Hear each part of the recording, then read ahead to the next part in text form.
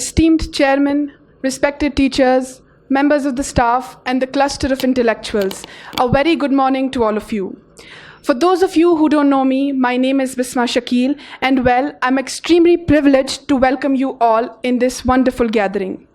Today we have with us an extremely talented and brilliant doctor who has served as a doctor and has performed more than 2,500 robot-assisted surgeries, has done live surgeries in 10 different countries. Please put your hands together for the one and only Dr. Khurshid Guru.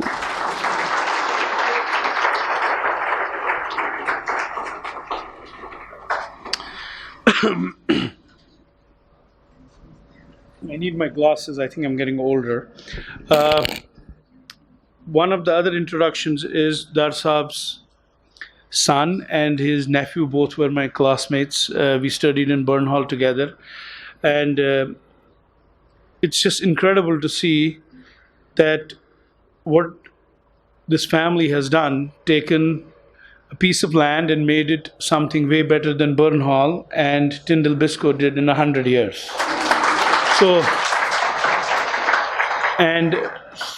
I'm kind of so proud that all of you are here, and the discipline and the most important thing, the zeal, is so obvious that what you guys want to achieve. And that's kind of what drives everything in life. So the inspiration is not people like me, inspiration is within you. That's where it comes from. So what I'm going to do is we're going to go through this journey. So, a lot of times I see and people who come to hear lectures and they come to give lectures in my place, they'll always put out a lot of science and research and surgical videos to impress people. I mean, I don't think we need to do that. We're going to go through these steps of my journey. And did you guys like my title, Half Rotten Apples? I mean, there must be something about it that I put it up there. And I hear a lot of, it's quiet here because my nephew said that, well, Chachu, you have never had hooting in your talk and you're going to get hooting from me. I said, well, I think you'll be quiet. So he is quiet. If you look at Reader's Digest, the half-rotten apple story is published in this. So just to give you a little background, so about several years back, one of our media people came up and said, hey, we got a request from Reader's Digest, and Reader's Digest said that we want across US intellectuals to put a story of their life, and we want to get about 10,000 stories. We're going to sub-select about 250, and out of the 250, basically we're going to select, I think, 6, which will be published. So they send out a notice, like, Dar Saab sends a notice out, or your principal sends out a notice and says, okay, guys, put out your stories, we want to get them published, And one of the my daughter said, well, maybe you should put one of your stories. And I said, okay. So I wrote it. And obviously, she helped me edit it a little bit. And we submitted it. And one of the fine mornings, I'm sitting there. And I get an email from the editor of Reader's Digest saying that, well, you are one of the 16. And if you ever get a copy of it, there's Steven Spielberg and all those people. I'm not of that caliber, but the story is. So we'll talk about that. So anyway, so the story, we'll talk about the beginning of the story. We are from Sopore, and my grandfather was a timber businessman and was also an apple merchant. Everybody from Sopore is Save Wale, Trelwell, right? So he used to take all of us over the weekend to go and eat apples since we were kids. So what would happen is that he would walk us through the orchard, and he would pick up the apple on the ground and cut off the rotten half and give us the remaining part.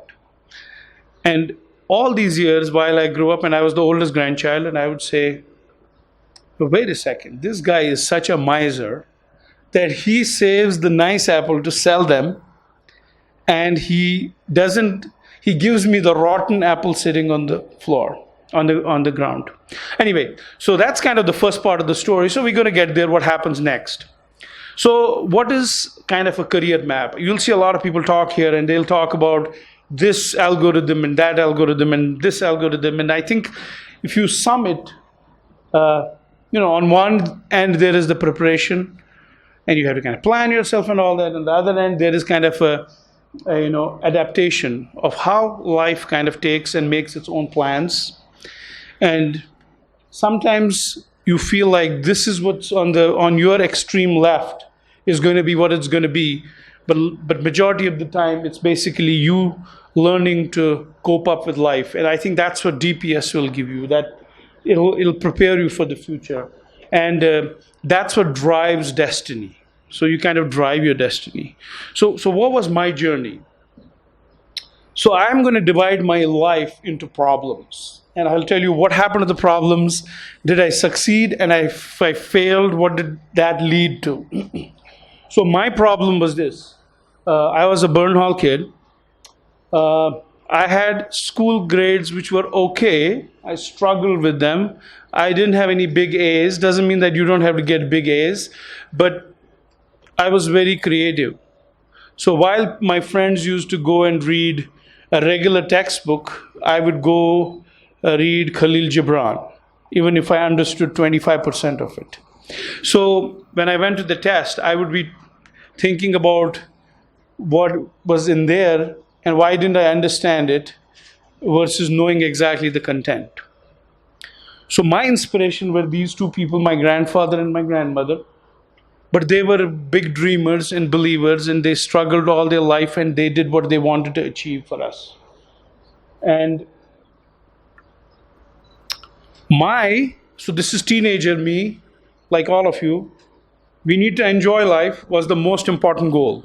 I'm sure that's everybody's goal. And I loved how to drive. You know how a lot of teenagers, I want to drive a motorcycle, or I want to get a car, and I want to get a scooter. So my goal was to learn how to drive, and my uncle taught me how to drive. And the biggest goal, we used to go every weekend to Sopore we studied in Burnhall, so we lived here in Srinagar, was to avoid potholes or potholes in the roads. So the hand-eye coordination was very important because I would want to make sure that I didn't get into a pothole ever.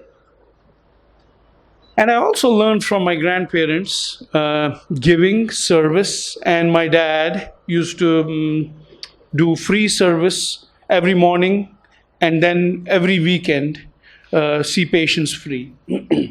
So giving and service. So basically, if you look at it in yellow, that's technically what I got at that age. I got hand-eye coordination, and I got that you just have to give. These were two important things which I learned in my life. Then, my father, this is a picture of my dad and my mom when they were in Niagara Falls when my father was training. He passed away suddenly. It changed life. So what happens like that? So through love, thorns become roses. So it evolves. But when they're thorns, you kind of get in trouble and you're like thinking, what do we do? So I had a problem. What was the problem? So there was no guidance, there was no direction. I was confused and I was aimless. At that age, what you feel is you always feel that you need a lot of that. And it's very important to be in an institution which gives you that. All these teachers, you sometimes feel, this teacher is always, yaar mere piche pada hua hai. Ya sach mein pato log mut, you mein travu nahi. There is meaning to it. All these people mean well. Because so if you imagine, one of you will be up here, or all of you interns will be up here one of these days in a decade, giving a talk better than this and saying, and your teacher will be sitting there. The beauty of that teacher is that they're so happy and proud because they would have produced hundreds of people like us. So whenever teachers say something, there's a lot of good in it. And your job is to always digest it, keep it. And a lot of times at that age you don't. But do me a favor, store it somewhere. Because it's going to come back as a big thing for you in your life. So What was my solution at that point? So my father had passed away. I didn't have anybody to guide me. So I said, okay, travel and run away.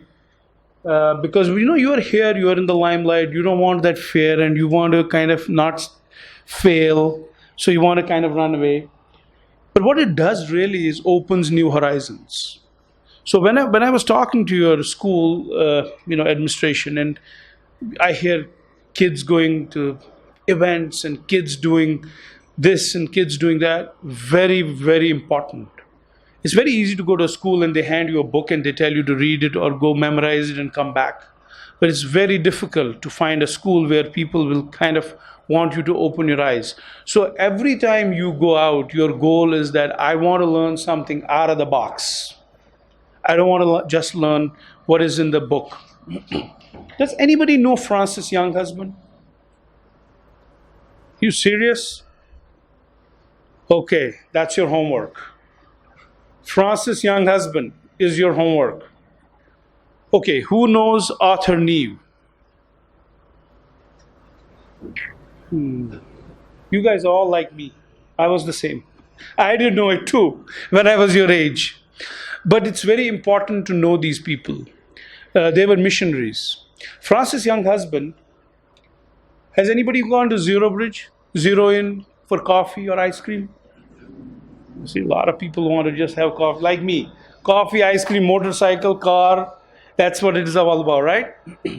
If you look beyond, there is where the Emporium is. That used to be the kind of the commissioner house, the Kashmir house, the British commissionary was there. So Francis Younghusband was the first resident commissioner to Kashmir. And Francis Younghusband, and this is what you guys need to learn about this man. He kind of went around and for the British Empire, because the Chinese and the Russians wanted to rule this part of the world, everybody wanted to know what's hidden in China because they were a closed world. He traveled and as an explorer through China and came across. And then when he reached there, and then he reached Kashmir, and when we went back to Britain, they told him, what would you like? And he wanted to be the first resident commissioner of Kashmir. And he has written a beautiful book. It's called Kashmir by Francis Younghusband. So you need to look it up. So that's kind of a good. The reason I'm saying is you don't need to be belonging to one thing to be that. You just have to have love. And if you love something and you have passion for it, you're going to do the best for this place. And he did a lot of good work for Kashmir, and you can read that. And next time I'm here, I'm going to ask everybody a question: who Arthur Neve was and Ernest Neve was. Okay, so going back to me, because it's about me, so I'm going to talk about me. So I went to US. What happened there was I was out of my personal comfort. There was a lot of pressure. I was in US. Here I knew a lot of people, I could use connections and all that. There was a struggle there. If you didn't perform, nobody knew you, and they didn't care who you are. All they cared about was if you performed. So whatever you do, you have to remember at the end of the day, the measure of your life is performance. So you have to have a goal, a vision. This is what I want to do in my life. But the most important thing is that a lot of people have goals. They don't end up doing that. You have to perform. Performance is a requirement to do anything. And you guys know that, when I was at that age, it would just sink a little deeper, but you kind of have to make it happen way deeper, and every goal and drive is dependent on this. So what was the solution? You have to prove your worth. You have to work hard. You have to be honest. And you have to make your life as meaningful as possible. So you have to love what you do. Because being lucky is, in the end, you get paid for what you love to do, and they're giving you money and you still love to do that. So this is Rumi. He said, if you are irritated by every rub, how will your mirror ever be polished? This is a very, very good verse in Farsi. And then this is, on the ant bearing the grain, bring no strife. He is alive and joyous in sweet life. When we look at others' lives, and this happens at that age, and you go through it, you say, youth, azab, mushkil. So because what I'm going through life. Everybody is going through life like that. But you have to learn how to carry your burden well and how to do the best of it. Okay. So anyway, that's kind of more of personal. So I got into medicine. I didn't want to do medicine. I wanted to do something else. And it's very important for me to mention it is because at that stage, you really don't know what you want. And I think the people who really kind of guide you are your teachers. Because they kind of always, I mean, they are the Nobel laureates here because they always will tell you that they want you to do better than they did for their kids because they feel that that's their mission. And I didn't want to do medicine. I kind of didn't love it. My father was a surgeon, and this influenced me. But more important thing was my grandmother. She kind of really felt that I should be a physician, and I kind of became a physician. So I become a physician. I end up in with my father's loss in U.S. I have started liking it a little bit towards kind of the medical school, but then again the drive. I started realizing that I got to make a contribution and I have to be the best in this. So whatever you do, there's a famous story of John F. Kennedy when they were doing the Star Wars program or kind of putting somebody on the moon. John F. Kennedy with his team was walking down NASA and he saw this guy who was mopping the floor. And he asked the guy, he said, well, sir, what are you doing here? And the guy said, I am just putting a man on the moon. So everybody in an institution or every profession person has is critical. Why is it critical? Because you have to just love what you do. Because if you don't love what you do in any profession, it doesn't make any sense. So it's kind of critical. So I ended up going to Beth Israel Medical Center in New York. Tough environment. It's competitive. There are people from all over the world they select. And out of these, there's a pyramid system. 10 are selected and ultimately 2 graduate. They get rid of 8 people over the next 5 years. So I struggled with it. And I always felt there was kind of something which was, should I do this? Should I not do this? And should I be ahead? You know, you'll see all those things happening. But I had a very good friend of mine from China, Pang, Dr. Pang. And Pang was an intern with me. And middle of the early morning at 2 a.m., we come back to our on-call room. We have these bunker beds. I lie down. Pang is in the ER, and he comes back, and he's like, yeah, I had a long day. And we both are lying and looking at the ceiling. He's on the top bed, and I'm in the lower bed. And I said, Pang, what do you think? And he says this to me, it is better to be a head of a chicken than a tail of a dragon. So I was almost woke up at that point, and I said, sorry, Pang. I mean, it was 2 a.m. I was tired, but this woke me up. I said, Pang, I didn't get you. He said, you know, Khurshid, we have to be the best. Because I left from being the tail of the dragon because I wanted to be the head of the chicken, but the head of the chicken, not the tail. And that kind of became an inspiration to me from Pang. And at this point, when I finished my surgical training halfway through, one of my bosses was working on innovating robotics. And I didn't want to do it because it was completely new and majority of the people thought it was going to fail. But then every time you think about this, you don't want to be the tail of the dragon, but you want to be head of the chicken. So I said, I got to take on this robotics thing because it will make me the head of the chicken rather than the big tail and one of the people in the tail, okay? So this is robotics. So what happened in science, 1930s is the picture on your left. People used to operate as if there was no mass. You can see those guys on the top watching how to operate, and you can see Harvey Cushing, the surgeon, at the bottom with a headlight.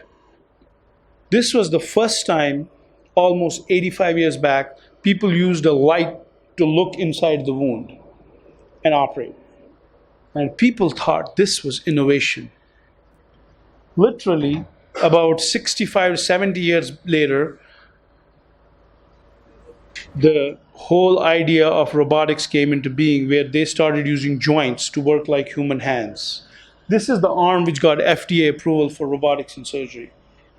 One of your friends here, who is the leader from one of your leaders who introduced me, Bisma, she asked me, she said, "Are you really serious that artificial intelligence will take over?" It will, but we'll have to make it. We have to be the people who drive it. And I was very happy to hear that Dar Saab told me that they have introduced AI and they have introduced all of that in a very lower age for curriculum for you guys. Do me a favor, even if you like biology and you say, kya karat maths, go and attend your AI class. Because what's going to happen is that in the future, there will be no biology major. There'll be all AI. And AI will have biology, AI will have math, and AI will have everything. So let's take a step further. This is what I do for a living. You see that upper one on the top? That's a robot arm. The middle one is a laparoscopic instrument. Laparoscopic instrument is the revolution in 1990s. And you know what they did? It's like going to a Chinese restaurant. You have these chopsticks and you eat with those chopsticks, right? But where is the wrist when you're using chopsticks? The wrist is in your hand, right? But the stick is long. So what is the struggle? If you think about this, you can't rotate your wrist when you pick your food up. So what happens is the wrist is outside the food bowl and the stick is at the end. So you couldn't do a lot of things like you do with your fingers with the food. Exactly the same analogy in surgery. When laparoscopy, the middle thing came out, everybody was excited, but you could only do limited things. Then that arm which I showed you before came out, and the wrist, which is the top one there, introduced robot-assisted surgery.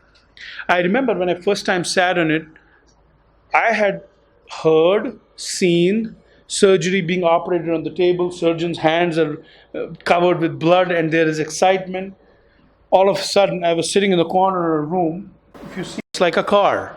It has console, driving instruments, and foot pedals. So now surgeons all of a sudden needed foot pedals, hand control systems, and arms. If you remember, when I was a kid, I learned hand-eye coordination. Do you remember when I used to drive to Sopore? It came back to help me. So when we did our first training class for who's going to be one of the trainees who's going to do robotics, all of a sudden, all the American kids did very well. Because why? Because they used to play video games. Then all of a sudden, in a lot of other kids, I was very good. So everybody started questioning. Well, they asked me, did you play video games? I'm like, no, not really. They said, well, how do you have such good hand-eye coordination? It was that drive from Srinagar to Sopore, avoiding all of those potholes, that it led to help me in the end. So all I'm trying to bridge this thing for you guys. Whatever happens in life, there is always a use. When I said to you earlier, shelf it somewhere. Why I said that is because when you shelf it somewhere, it's like you're an artist, right? You have this one paint and you say, I don't like this black color on this painting, and don't get rid of it. Just keep it, because there'll be a time when you need that black stroke to make it into a masterpiece. And that's what happens. Anyway, so this is kind of the robot console where you sit and you operate here. That thing on where the blue sheet is on the table, patient lies in there, and the arms go into the patient, like kind of almost like a full robotic control, but technically the surgeon is sitting here and they are controlling this. So how do you become a master surgeon in robotics? Well, I've done this for the longest, probably another 5 people in the world who have operated in robotics as long as I have. But it's like anything else. It's the experience you want to use even today. You don't have to go to robotic surgery to say, this is what it takes, because I had to be a robotic surgeon first before I learned this. It is how many hours of experience you put in, how many hours of practice you put in. You want to do something. If you think about this, you learn a new skill. How many of you are driving a car right now? What about bike? Quite a bit. What about bicycle? Right? So when you started riding a bicycle, you fell. When you tried it multiple times, what did you learn first thing to do? What's the balance? Exactly right. So let me ask you a question. Now you learned the balance and you are in your, bagas machuti, balance. And a few years later, you are riding your bicycle through the Lal Chowk. Do you think of your balance? You don't. Why? All you're trying to do is use your intelligence to make a decision. What do you call as pre-planning? Hey, you car my neri yapar, you napar masin yapar what? Right? You're not worried about bukitke kar balance cyclists. It's exactly the same thing in robotics. It's exactly the same thing in everything in life. So this is a very nice study they did, and I don't have the reference, I apologize for this. What you guys should do is wherever you see an interesting picture, raise a hand if you have a question. And if you want the reference, all you have to do is look at Google 10,000 hours of practice and age of violinist. If you look at this, look at what age these guys started and how many hours of practice it made a difference between the good and the best. And this is a 10,000 hour rule, and it's a very well-known phenomenon. I'm sure you guys heard about it. But most important thing is, when you hear about these things, do me a big favor. Don't listen to it and let it go from one end to the other end. You know what it'll do? It'll just leave a trace. But if you go home, because you guys are lucky, you guys have Google it. Hey, that guy was talking about this violin thing. Let me look it up. Don't read the whole thing. You don't have to be the PhD scholar in it. Read a paragraph about it. Summary. You can say summary, it'll pull you somewhere a summary and read the paragraph of the summary. Now it's going to almost cement it. And when you need it in the future, it's that thing, we shelved it. It's going to come back to help us. Anyway. Then, while I was operating, and I just want to share this part with you, I said everybody in the world had learned how. Surgeon brings you in and they hold your hand, they make you cut, they make you do this. And I finished my training, one of the first people in the world to train, and I went and joined a center. I was 35 years old and I was made the director of robotics. And I said, I got to train these people, but I can't train them on a patient. So this is the most important lesson. I studied biology in Burnhall. I went to college, I studied biology. The last time I read physics and math was in 9th or 10th. What happened? I decided, well, why can't we train our surgeons without a patient? But I couldn't think beyond that.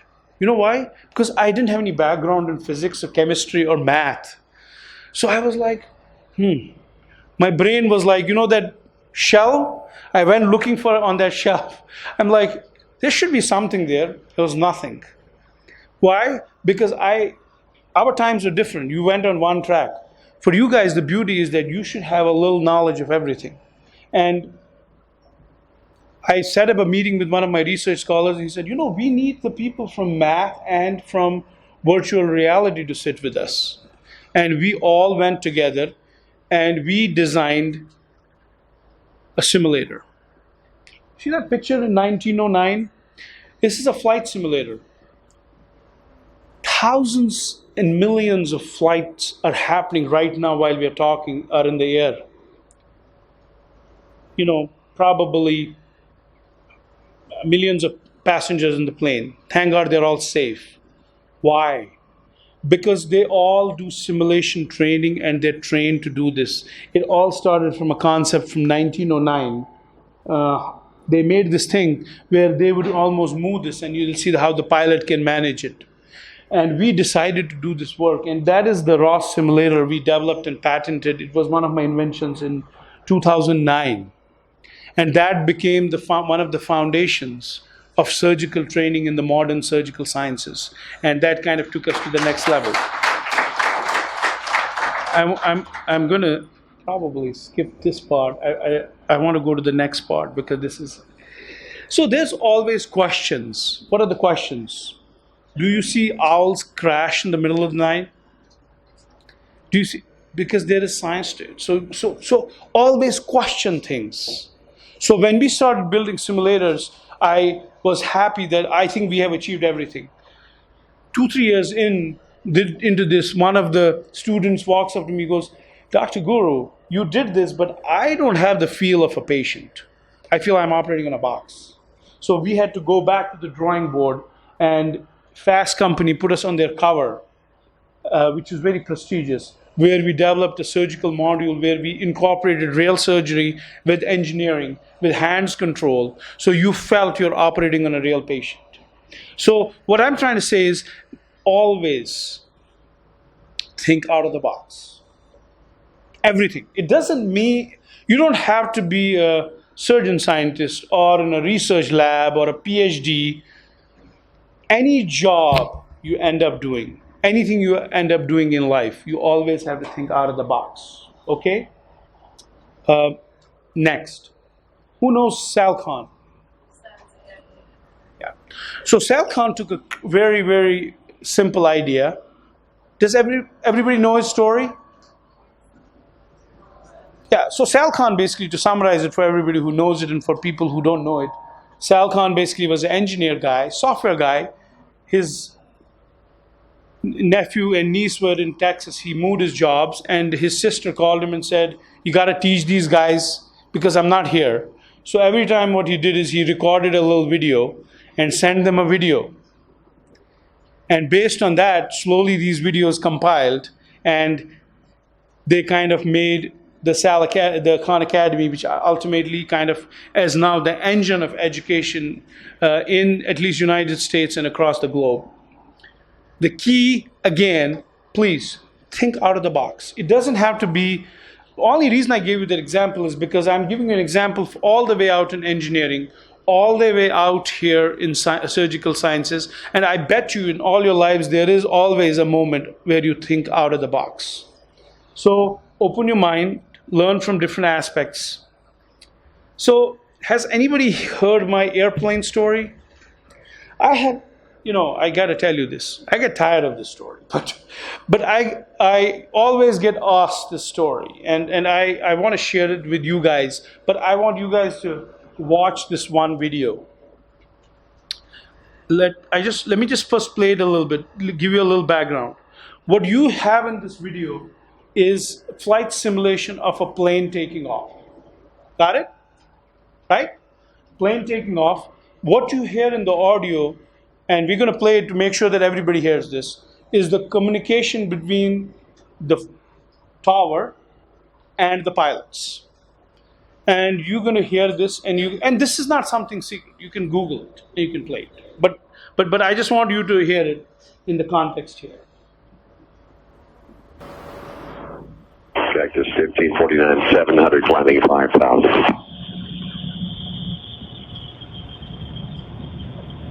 Cactus 1549, departure to contact, climb, maintain 15,000. Maintain 15,000, Cactus 1549.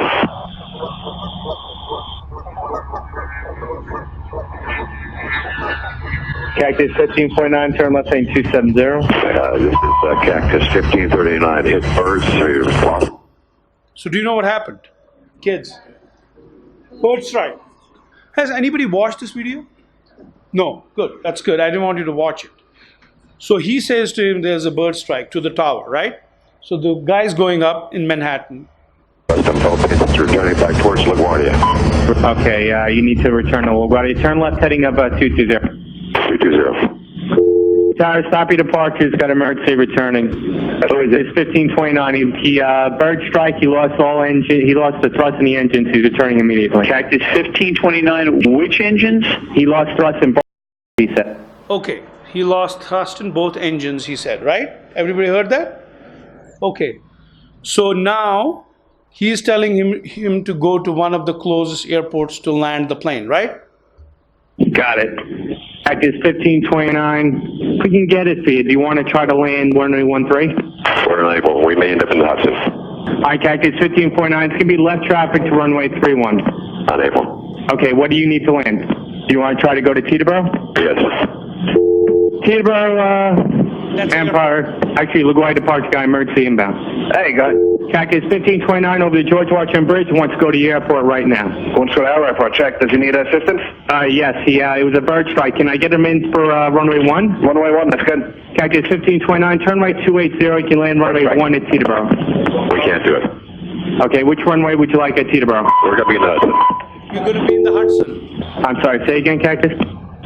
Cactus 1549, radar contact is lost. You also got Newark Airport up at 2 o'clock in about 7 miles. Eagle 54718, turn left thing 210. 210, 4718. I think he said he was going in the Hudson. Okay. So if you followed the trajectory of the conversation, the guy is still looking for him to land. And if you followed the red line, he was already made a decision to go in the Hudson. What does that mean? Despite all the training, remember we talked a little bit early and we shouted it and said that you need all this training and simulation and all that. But we then added another component and we said you have to think out of the box. This is one of the few planes which kind of could have landed in a very popular area and killed a lot of people. And he landed based on his intuitive mind and kind of a fast decision making. And he landed in the water. And that's probably one of the greatest airline disaster issues which got resolved. This is kind of what you need to do. You need to think out of the box. Let me just go back. Okay, so this is the story. So I was at a meeting. A lot of you must have read it, but I'll tell you the real deal here. So I was at a meeting and I ended up in a meeting in Spain. And I was giving a talk there. We finished the meeting and all the friends, this is the European Robotics meeting. And all of our friends, we just started doing Twitter. And we usually would send each other a message saying that, hey, you know what? I got home safely or the meeting was good and all that. And we are mid-Atlantic. I'm tired, long meeting. And a few times I have been woken up, somebody had a headache or there's a doctor in the plane, I get up. So this time I decided that it's a big plane, somebody's going to wake up and I am not waking up. So first announcement, second announcement, a few minutes later, and now this wakes me up because I'm like, oh, there's no doctor. So I get up and I turn around and I go to and it's an A380, one of the newer planes. And I say, okay, what's the problem? They said, we have a child. That scares me because I'm not a pediatrician and I don't take care of children. So I said, what's the problem? And the parents had a child who had a history of asthma, had a little cold when they got in the plane. They put all their nebulizers and their treatment pack in the luggage. So they checked it in. And while we were this was I think an 8-hour to 10-hour flight, he slowly started getting worse because of the weather in the plane and the kind of the atmosphere control, and now was getting a lot of wheezing, 2 years old. So I go and I look at this child and I'm like, I am the last man who should be taking care of this. I am a cancer surgeon. I haven't seen a child in 17 years or taken care of him. My wife is a pediatrician. I hear about things, but I don't do any of this. I see the child, so I asked them, I said, you have a new plane. You probably have first aid. So they bring all the first aid. There is nothing there.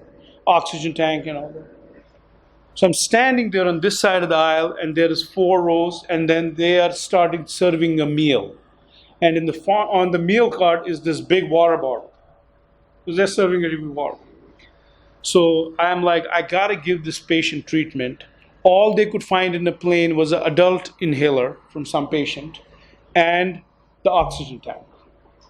So I look at this air hostess, I said, I don't think we have a lot of time. And she's like, the pilot is asking, we have a problem because we are mid-Atlantic.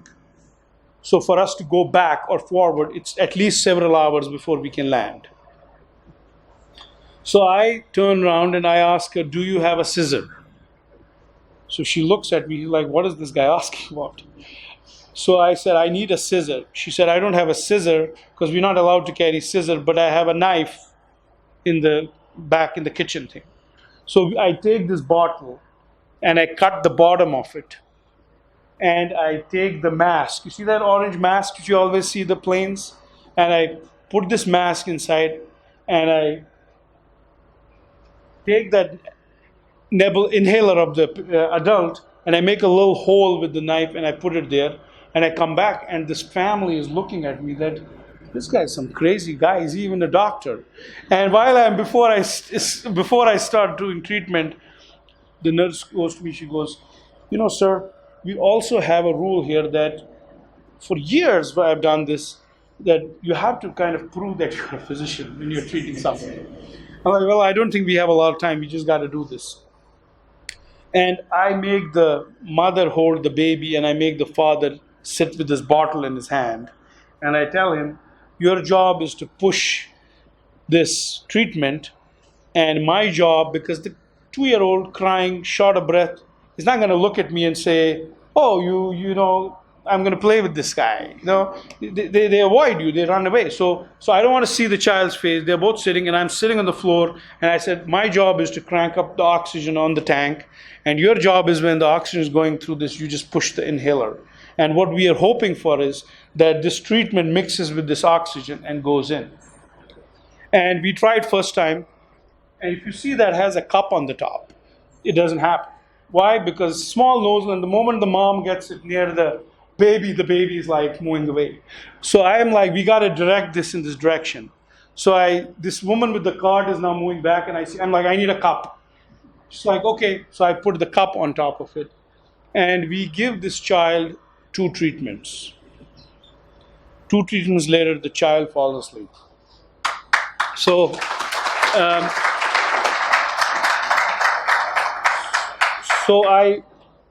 So I go back, sleep in my chair. I wake up about an hour and a half, 2 hours. The air hostess comes in. She's like, the pilot is asking, we are near the nearest airport, and do you want us to just go there, or do you want us to go to our destination? And I'm like, well, let me go just check the baby. Baby's sleeping. Baby's pulse is good. Baby's lungs are good. So that was good. But then when we get off the plane, you see that picture? So we are done. They're disembarking and all that. And this is sitting on the next chair because the parents and the baby left. So I lift it up and I'm looking at it and I'm taking a picture of it. I have another picture where I took a picture of it sitting in the chair, and the air hostess walks by. She's like, I need to take a picture of you with holding this. So she takes the picture from my phone. I get home. I tell my wife, I said, I took care of a child, and she was scared, lifeless, because she thinks I shouldn't be taking care of children. And she basically, and I send it as a little Twitter message to my friends and say, this is how exciting it was returning from Paris. And I fall asleep, jet lag and all that. Morning I have a clinic. I basically wake up and I see my phone hasn't charged at all. It's almost dead. I'm like, oh my God, what happened? So I get in the car, driving to work, and I'm like, okay, I'll charge the phone at work. I park my car, I go through to the main building, and I see these lot of media vehicles. I'm like, oh, something must be happening here. So I'm running in, and I see our media chief at the door, and I'm like, hey, all well, everything's good. And I'm going in this other door, and she's like following me. I'm like, everything okay? I mean, she's like, oh, let me show you. And she pulls the phone, and it's this picture. The reason my phone was dead is because all of a sudden I had, I think, 700 followers in that 6-hour span. And this thing got retweeted and the image was seen, I think, 500,000 people. And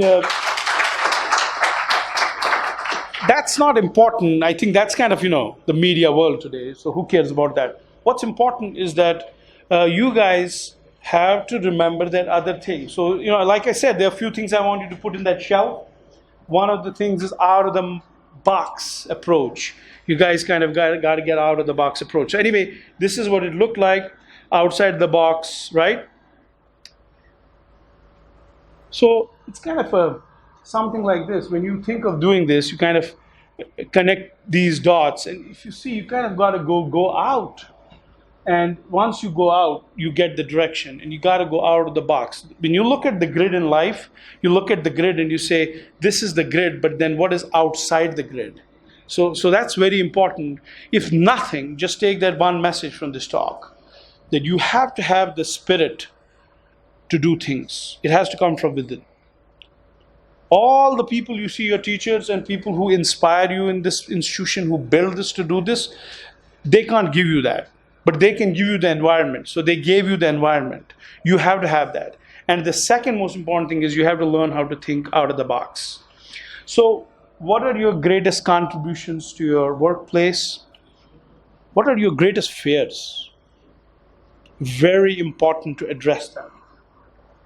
How are you misunderstood? You know why? Because a lot of times we feel small misunderstandings could be understood, and people, you're like, they'll understand it. Fix them. Explain to people, friends. You have differences with people. You want to ask a question to your teacher. They didn't understand. Get into the habit of going to the aim in the shortest distance. What is the shortest distance? A straight line. Go to them and ask them a question. It's a straight line. And now let's go back to our half-rotten apple story. So we are walking down for years, and this half-rotten apple, Haji Saab picks up every year, puts us on the roadside of the, dos, and takes his knife out, throws the rotten part, feeds all of us a piece. And I am getting there with age, and I'm a rebel now, like my nephew there. And I'm a rebel, and I'm like, somebody has to ask him this question. So I tell him, it's such a shame that we are your grandkids. I mean, you can't give us an apple on the top of the tree. I mean, it's like 5 of us. So he smiles and he says, well, he rolled his hand over my head affectionately. The bird would only pick and eat one that is the sweetest. So I picked the best for you. Because I can't tell which of these apples on this tree is the sweetest. So what I do is I pick the one which the bird has eaten. The reason I'm saying this is because you have to never assume. Always ask. The greatest thing in life, and you can hear from all of us, it's a lot of accomplished people here. Everyone will tell you the biggest thing in life is never cease to ask a question. Remember that thing I said about misunderstanding? They come and they arise from never asking a question, never explaining, clarifying. And it's also, for a lot of this is our culture.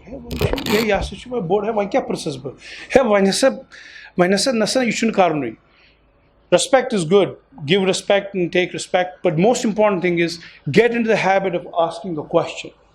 Understanding why things. Never assume. So we assumed for years this was the reason till we found out. So going back to the story, so I talked to them and they said when they rated the stories among their own group, mine was probably number 1 or 2 from the 15 people.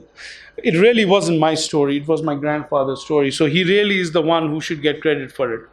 And the one last thing, and I'll say, and we'll be done, and I'll open the forum for questions or interaction if you have. This is a picture of when the floods came in.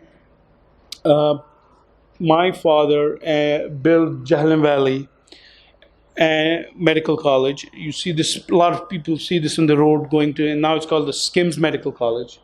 When I came home, I heard the floods were there. I was supposed to go to Europe for a meeting. I canceled the meeting and I changed my flight and I came here. And the doors were closed and I went to a few people there. There were few low-paid employees who were looking at it and saying, hey, so I got up and I worked with them and helped them. It wasn't that I did it. The biggest winners in this was I, because I got something out of it. A lot of these people are doing the thing, and I did a lot of volunteer work and helped a little bit. The reason I'm saying this is always, and this is another thing our grandfather used to always tell us, you should always ask God that you shouldn't be a taker but a giver. And you guys should be givers. Giver doesn't have to be rich. Giver doesn't have to have a load of money and a load of things, and you say, only reason I can be a giver is because, you know why, I have to be a millionaire and then I give. You could have nothing and you could still give. I'll give an example. You know the bridge on Lal Chowk? You know where the Abdullah News Agency is? When we were kids, so we used to go up there from school, college se jab aate the hum udhar ghumne Lal Chowk. All of us friends, and I was blessed. I had one of my best friends, Sandeep, another Harinder, Suhail, and we were a very good group. And we had this beautiful habit, which kind of it started from my father. Even if we used to have a car, what we used to do is, when you go up the bridge, you know, there's a lot of uphill for a raid with a few cement boy. We used to all get down, help this cart guy push to the top, then we would all hop back into the car, and then he would have to go downhill, which was easy, obviously. This stayed in us. It stayed in us because these things become, a lot of things you learn from your grandparents, uncle, teachers. Teacher tells you to do something small, you say, hey, it's a lakad kat. Let me tell you, you could go to NASA and you could be the robotics guy and you could run the world, but those are the shelves you will always go back to.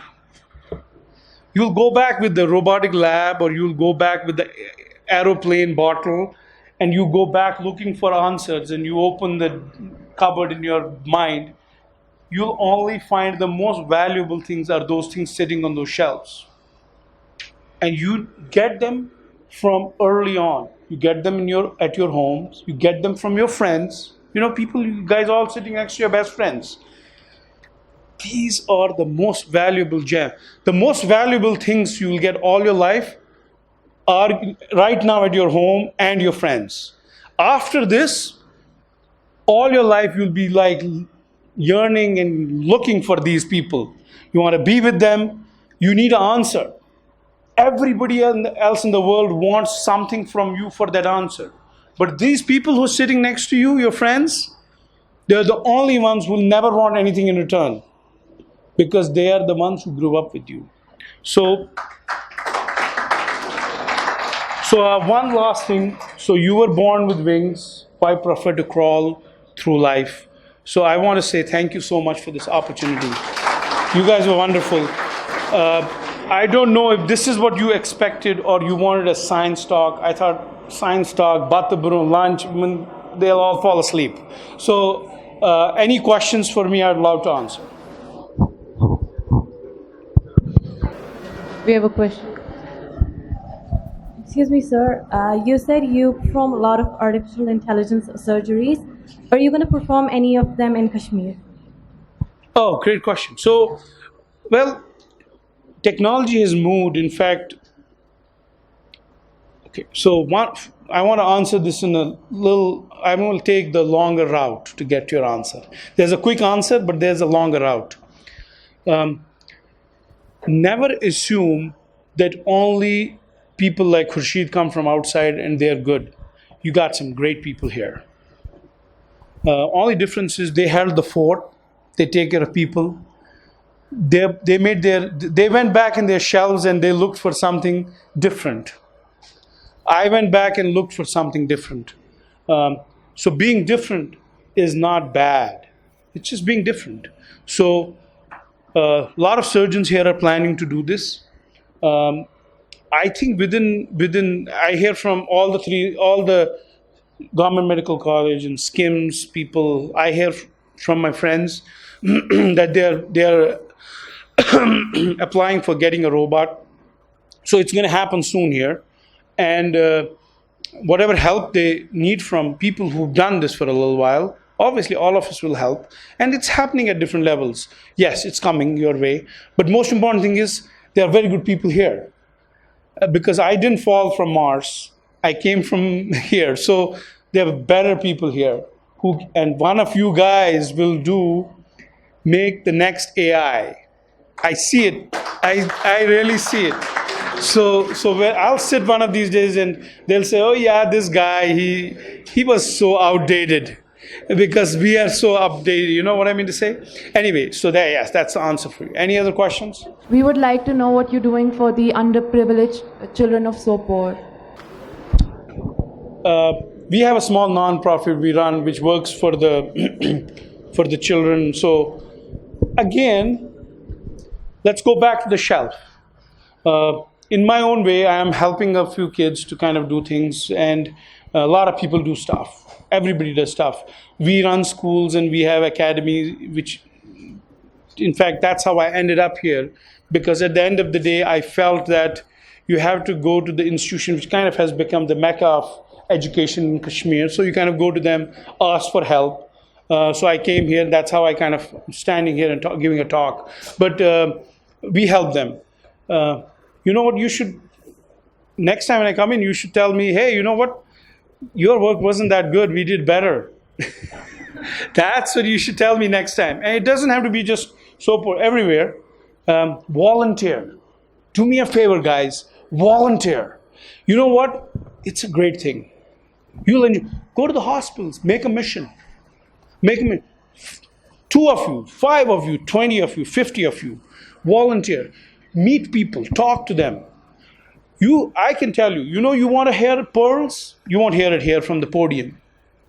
Go to the hospital and meet an elderly male, female patient, sit with them and say, hey, and I'll tell you, you'll learn way more than you learn in this lecture. So, great question and a suggestion from me, volunteer. Do it through your school. I'm sure they'll help. You don't want to do it through your school, do it from home. Do it in your neighborhood, do it among your friends. Just do. Cleaning the city.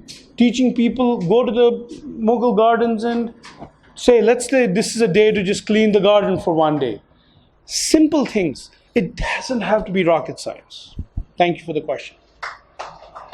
Good afternoon, sir. My question is, whenever we try to do something different in life, there's always a risk in it. Is it worth it to take that risk?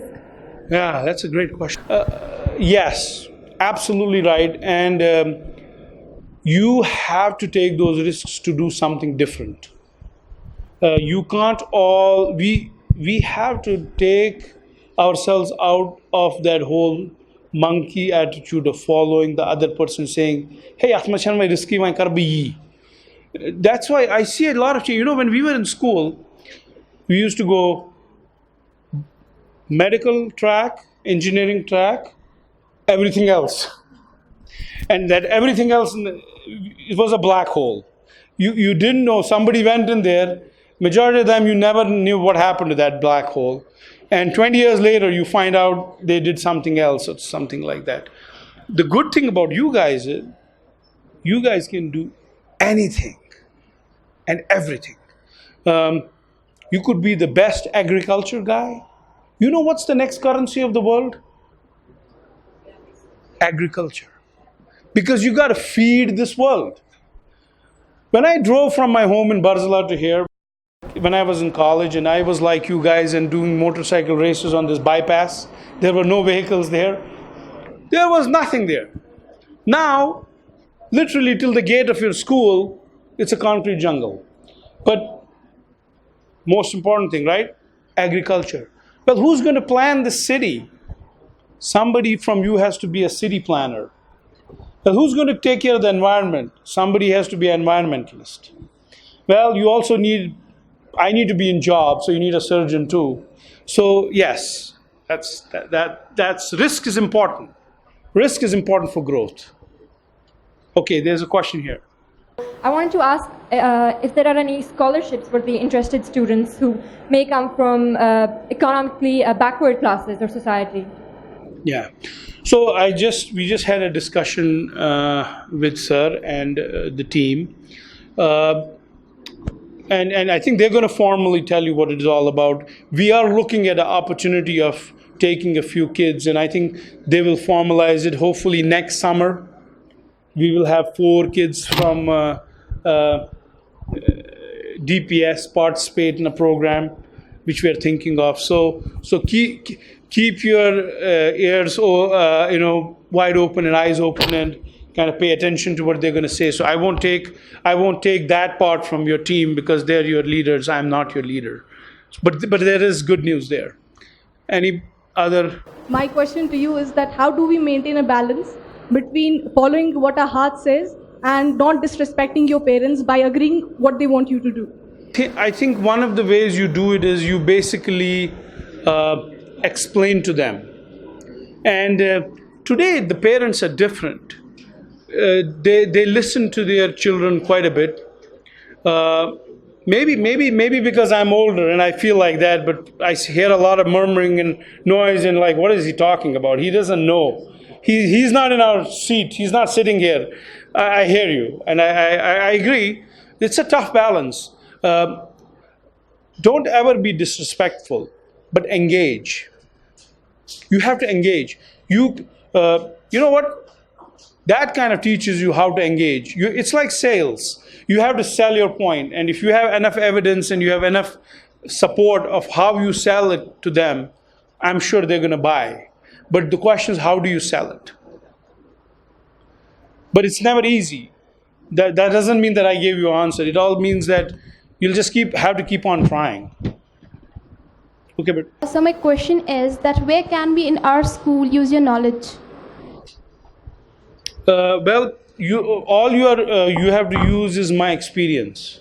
Your knowledge is better than mine, so that's different. Your knowledge is way better.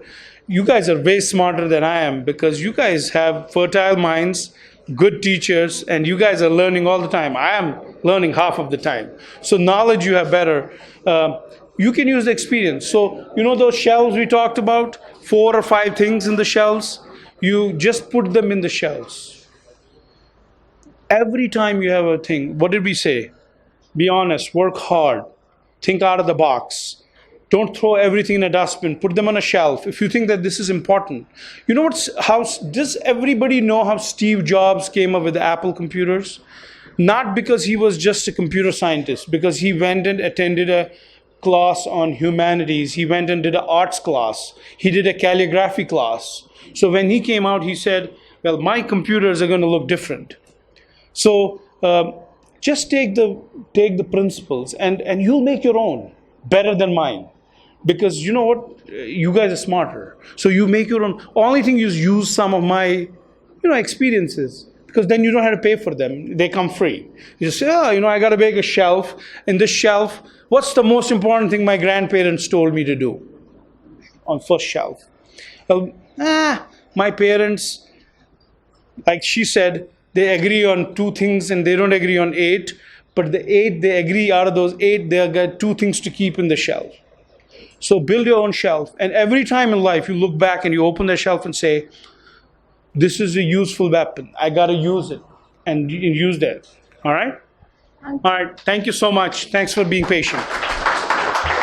Thank you, sir, for that wonderful and inspirational talk. Well, I can't assure you that we can save babies, 2-year-old babies, but what can I assure you is that we'd think out of the box and we'd prefer half-rotten apples. And once again, allow me to invite our very own head boy, Mohammad Tasim, who'd be briefing us about sir's achievements. Thank you so much, Bisma. Ladies and gentlemen, boys and girls, a very good afternoon to all of you. My name is Mohammad Tazim, and as the school head boy, it gives me immense pleasure to thank Dr. Khurshid Guru, who is regarded as one of the top robotic surgeons in the world, and I, on behalf of DPS Srinagar, thank you, sir, for coming to this flow of feelings and gorgeous, gorgeous glow of dealings here in our school today. To mention a few of Sir's achievements, I would like to inform you that Dr. Guru has completed his medical schooling from the University of Mysore campus at JJM Medical College in 1994. Dr. Guru was recruited to Roswell Park in 2005 to direct the Institute's Robotic Surgery program and now serves as the Chair of Department of Urology in the Institute. Sir, it is indeed a matter of deep joy and honor for us to have you with us this afternoon. Your journey from the town of apples to the Big Apple, to eating half-rotten apples, to saving babies and scaring air hostesses has been an inspiration for all of us.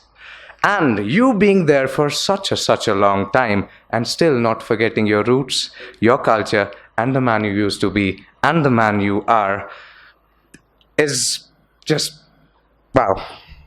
So thank you, sir, for your precious time and this brilliantly amazing session. It was indeed a pleasure to have you with us here today. Good day, everyone. Now I would like to call Mr. Chairman to please say a few words. Thank you.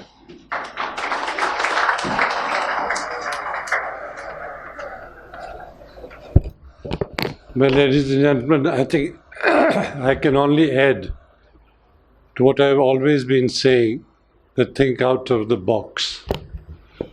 I'll give you a recent example. That's my grandson. He liked to play. He didn't want to study. He just wanted to play with video games. That was it. And my daughter would always scold him, well, you'll do nothing in life. And probably that was his aim, to do nothing but to play video games. Then he came to your school, I think 2 years ago, and he went to the visually impaired center. I don't know what happened, but something changed him. And he decided that I must make video games for the blind. He told me a couple of times, okay, Baba, this is what I want to do. I said, okay, do what you want to do. And the mother would always say, you'll do nothing. Anyway, he passed recently, and then he decided that he must pursue what he wants to do. And that is make video games for the blind. Now, frankly speaking, I shouldn't say it because he'll kill me. None of us thought what he's talking is sense. He applied to various universities in America on his own. He was interviewed by various universities, and he would keep on telling me, Baba, you know, I applied for this university, but they interviewed me. They're probably giving me admission, but I don't like this university. I said, okay. I said, are you sure they're giving you admission? He said, yes. So finally he chose a university which was so impressed by him that they gave him $20,000 scholarship a year. And after that, they told him that if you pursue your research for these video games, particularly for the visually impaired, we'll give you $100,000 to pursue your research. And that is thinking out of the box, boys and girls. And when I passed out, and there were very few choices that I had, doctor, which is too much of studies, engineering, which I did. Next was to become a teacher, which I couldn't, I wish I had. And fourth was that you could go to Aligarh University and do your MA in mathematics, and they would give you an LLB along with that to make you a lawyer. I hope none of your parents are lawyers from Aligarh, then you'll know what they are like. Anyway, I'm very grateful, Doctor. You have probably, I can see a lot of faces that you've already become your role model. And we would welcome you whenever you're here. And we definitely would like an interaction more than what you did today. Not as long, but more than what we absorbed today. It was a great lecture, very inspiring, and thank you. And thank you, children, for at least showing that we are from a good school. Thank you.